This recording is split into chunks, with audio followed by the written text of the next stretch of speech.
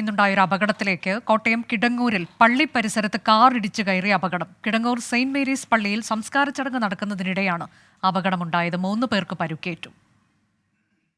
Toby Johnson വിവരങ്ങളുമായി. Toby, ഈ ദൃശ്യം നമ്മെ ഭയപ്പെടുത്തുന്നതാണ്. ഈ കാർ പാർക്ക് ചെയ്യാൻ ശ്രമിക്കുമ്പോഴാണോ അപകടമുണ്ടായത്? എങ്ങനെയാണ് അപകടം സംഭവിച്ചത് എന്നതൊക്കെ മനസ്സിലാക്കാൻ കഴിഞ്ഞിട്ടുണ്ടോ?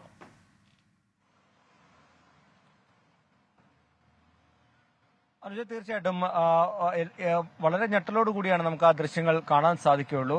എന്നാൽ ഇത് പാർക്ക് ചെയ്തിരുന്ന വാഹനമാണ്. ഈ സംസ്കാര ചടങ്ങിന് വന്നതിന് ശേഷം പാർക്ക് ചെയ്ത വാഹനത്തിൽ ഇതിന്റെ ഉടമസ്ഥൻ കയറി വാഹനം സ്റ്റാർട്ട് ചെയ്തപ്പോൾ വാഹനം മുന്നോട്ട് കുതിച്ച് ആളുകളെ ഇടിക്കുകയായിരുന്നു.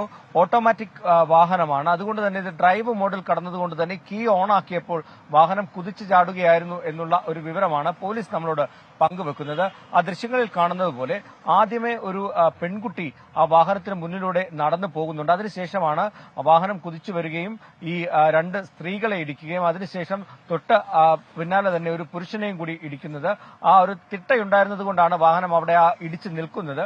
എന്തായാലും ഉടൻ തന്നെ ഈ പരിക്കേറ്റവരെ ആശുപത്രിയിലേക്ക് മാറ്റിയിട്ടുണ്ട്. ഇതിൽ ഒരാളുടെ നില അല്പം ഗുരുതരമാണ് എന്നുള്ള വിവരമാണ് ലഭിക്കുന്നത്. പോലീസ് എന്തായാലും കേസെടുത്ത് തുടർ നടപടികൾ സ്വീകരിച്ചിട്ടുണ്ട്. അനുജ, കോട്ടയം കിടങ്ങൂരിൽ പള്ളി പരിസരത്ത് കാർ ഇടിച്ചു കയറിയ ദൃശ്യങ്ങളാണ് പ്രേക്ഷകർ കണ്ടത്. 3 പേർക്ക് പരുക്കുണ്ടായിട്ടുണ്ട്. അതിൽ ഒരാളുടെ നില ഗുരുതരം എന്ന വിവരമാണ് ടോബി ജോൺസൺ നൽകിയത്.